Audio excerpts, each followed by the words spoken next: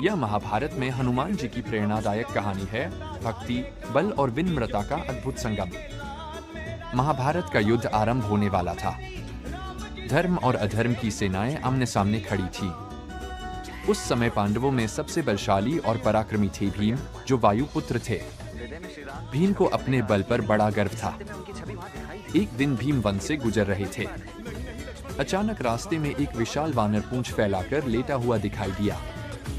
भीम ने गर्व से कहा, वानर, अपनी पूंछ हटाओ, मैं पांडव हूं।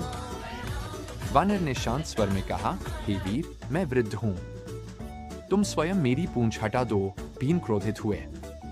उन्होंने पूरी शक्ति लगाकर पूंछ उठाने का प्रयास किया, लेकिन वह जरा भी नहीं हिली।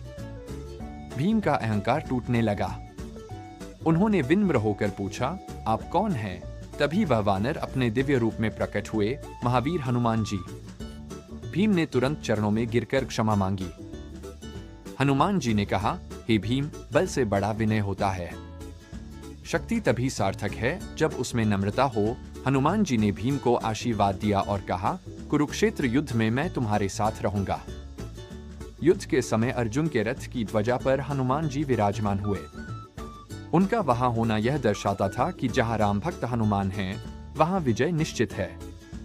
उनकी शक्ति ने अर्जुन के रथ को अनेक दिव्य अस्त्रों से सुरक्षित रखा। युद्ध समाप्त होने के बाद जब अर्जुन ने अपने रथ से उतरने का आग्रह किया, तब हनुमान जी ध्वजा से उतरे। जैसे ही वे हटे, अर्जुन का रथ जलकर भस्म हो गया।